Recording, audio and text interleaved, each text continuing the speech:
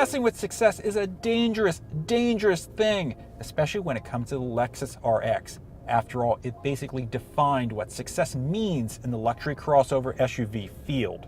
You see, the RX created this whole segment back in 1999, and it has dominated sales ever since. It's also Lexus's best-selling model.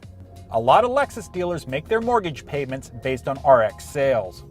So what has made the RX so successful? Well, for years it has spoiled owners with a luxurious and comfortable experience while also being very practical and reliable to boot. But here's the problem. All of that, well, it's kind of boring and the competition's coming up fast. So Lexus decided to spice things up with the RX's 2016 redesign. Exterior styling is less rounded and pleasantly plump, instead becoming more pointed and sharp. The brand's trademark spindle grille has grown to near sewer-grate proportions. Too bad the new styling brought a big blind spot in the rear corners and a shrunken back window. Under the hood is an updated version of Toyota's familiar 3.5-liter V6. This is an impressively efficient engine, and the new 8-speed automatic should help fuel economy even more. Of course, if it's efficiency you really crave, there's the RX 450h Hybrid. Now, a big question is, how does this new RX drive? Is it as luxurious as before?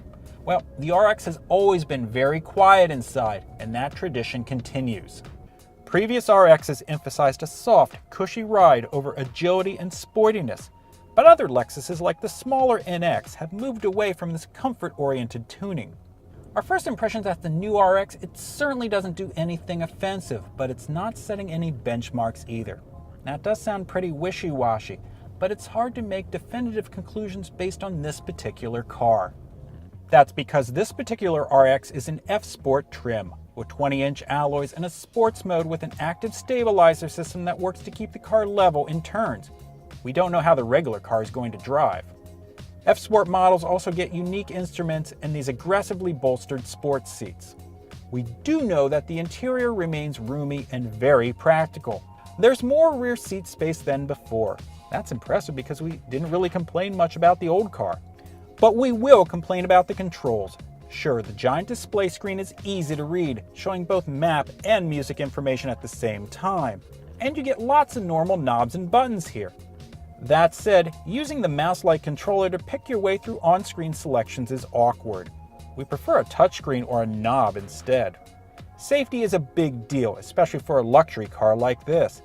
The Lexus Safety System Plus includes forward collision warning with automatic braking to prevent some crashes. There's also lane departure warning and lane keep assist.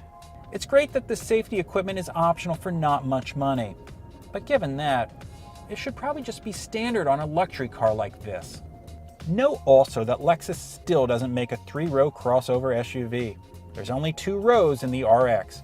If you need that 3rd row in this price range, you're probably going to be shopping the similar-sized Acura MDX. And as much as the RX dominates this field right now, fresh competition like the very nice new Lincoln MKX and the Volvo XC90, they could eat into Lexus's share of the pie. For more on SUVs, check out consumerreports.org.